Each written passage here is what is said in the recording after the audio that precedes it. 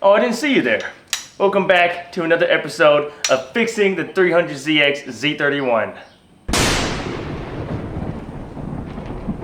So from the last video, we found out that the engine is toast, and I'm gonna fully rebuild the VG30 ET. But I have to buy an engine hoist and an engine stand.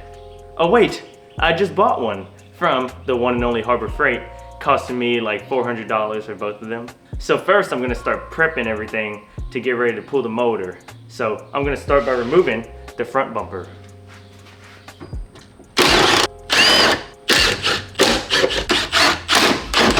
This was pretty easy to do, other than the fact that a bunch of stuff was rusty and there were spider webs everywhere.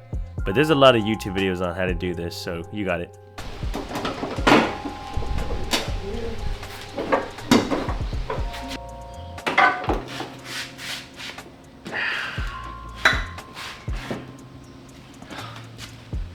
Alright guys, I got the bumper off.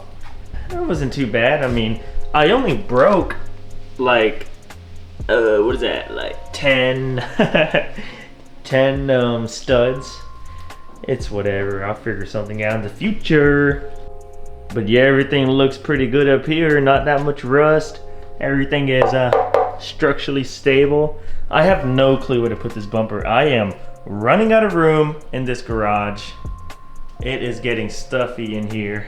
For now, we have most of the lines disconnected, but I gotta take out the drive shaft since I'm pulling the transmission with the engine in one go, because I'm gonna be swapping in a manual transmission, baby. Oh yes, yes sir, turbo is out. Oh, Jesus.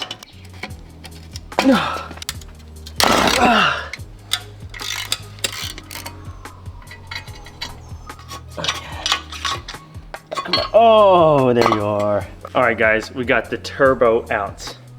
And this thing is seized, unfortunately, so I'm gonna have to get a new turbo, which I'm not gonna complain about. It is my first time actually holding a turbo, which is kind of cool. Should I upgrade to a bigger one or not? Let me know. Now it's time to remove the interior parts to get to the shifter. This just slides right out. Just slides right out.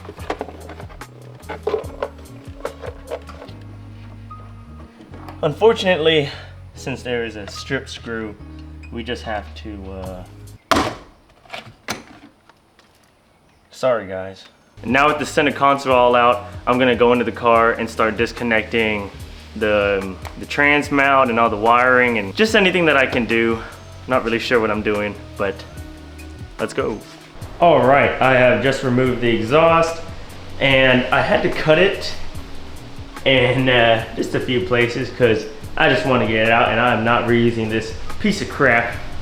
And now I'm gonna try to remove the transmission mount bolts. Oh my God guys, just loosen the transmission mount bolts. They were so buttery smooth. Just look at this. And no siree. Is that even the transmission mount bolt, or am I stupid? Oh boy. Oh, would you look at that? The drive shaft is out. Now with all those unbolted, it is time to get the engine mounts unbolted. 2 bolts on the bottom. And then I'm pretty sure we can start to pull it, I don't know. That last clip was filmed 6 months ago. I'll explain that later. Now I still have a few hoses to disconnect, like the coolant lines in the front right here, and I need to drain the oil before anything. Oh shit, that is stuck. Come on, Mr. Clamp. There you go. Yep. All right, I had the hoist set up ready to pull the motor, but it actually doesn't reach. So I'm gonna have to take off the crash bar here. It's 4 bolts behind here on each side. There's also 4 push pins up here. Now we just for some clearance. Oh, I'm not putting that in the video. All right, let's see if there's enough room now.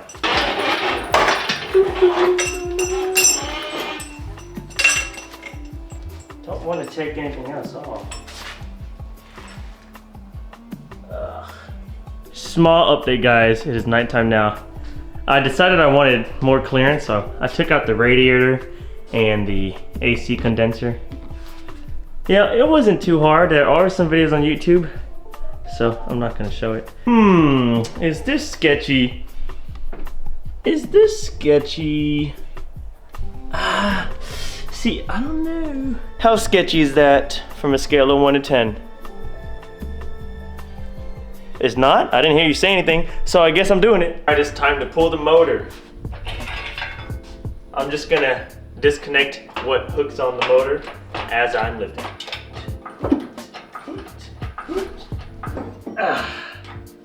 Had to take the alternator out. That is quite a heavy. These two lines right here from the oil filter, and they go into this wall and come out over here. I had to take these out, of course. So this is easy. I just got a crescent wrench like this and hammered it off. And then there's gonna be two 10mm bolts after you take the hoses off and just hammer it in after that. Simple, simple. Now let's keep yanking.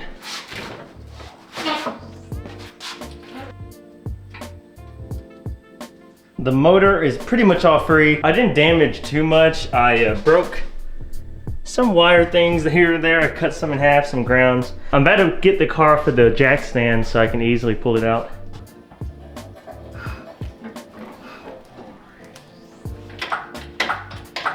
Yes, it's free. I spoke a little too soon. I see a wire.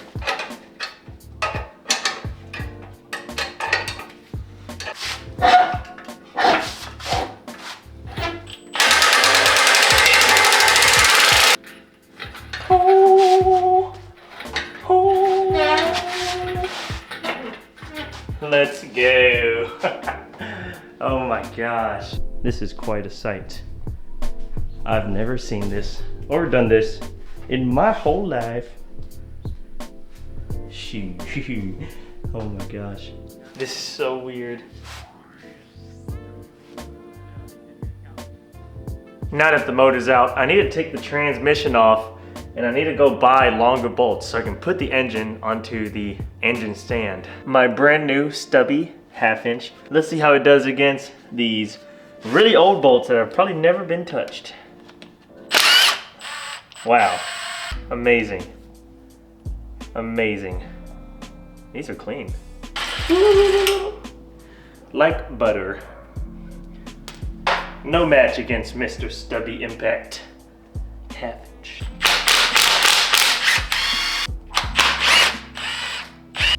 And there's one up here buried under all this stuff. I don't know if the wobble is gonna get it.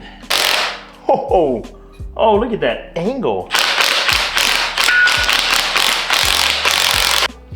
Stupid little bolt. And that one was long as a mother freaker. Holy crap.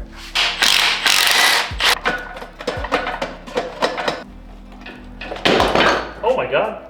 Oh, there's the starter. Make sure y'all get these little hoses off that go to the radiator.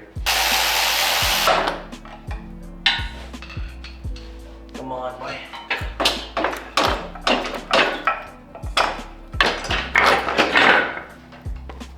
There you go. Oh yeah. Oh. These are the lines I was talking about right here. Can you see that? Right here. As I'm back from the local Lowe's store and I got some longer bolts to mount the engine to the engine stand. And these are 10mm M10 1.5 and this one is 90mm or 3.5 inches. And let's see if I can put it on the stand now. Also just wanted to show this simple trick for the trans bolts if you want to remember where they go, because they're all different sizes. Like literally they're all different sizes. So look at this nice cardboard trick. Before we can put the motor onto the stand, we need to take the torque converter off. And it's kind of hard, well not really, but take it off. There's four bolts in the back And basically you got to take this off. There's 2 bolts right here. They are 14 millimeter. Take these 2 bolts off and this bracket should come off. Once you remove that bracket from the side, as you can see, oh, can I show it? Get this seal down, and now we have a crap ton of clearance to get these 4 bolts out from the back. Now get your 1/2-inch stubby Milwaukee impact with the swivel and extension and 14 millimeter socket, put it on the bolt, and zap it off. That easy, boy. And just like that, the torque converter is off. Make sure you have somebody holding it or a strong hand, because this thing is really heavy and it just like slammed onto the floor. These are the 4 bolts, and one of them are actually cross-threaded. I don't know if you can see that, but I don't know how they did that. I'm gonna see if I can put it on the stand without taking the flywheel off, because I don't really want to.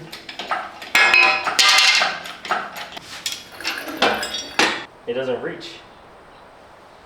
Well, yet another problem has shown. The stand doesn't reach the motor because the legs hit the legs on the hoist. I mean, Pittsburgh, it's the same brand. What's going on, guys? What? How am I supposed to get it on? The gods try to stop me, but I ain't gonna give up. Ever. Here's what I did. 4x4, pushes it just enough, lean the motor with the leveler. The bolts I bought worked excellent. Here's the figuration I did.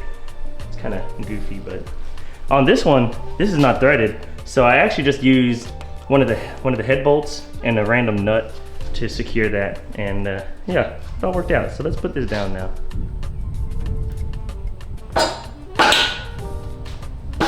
Kick the wood out the way.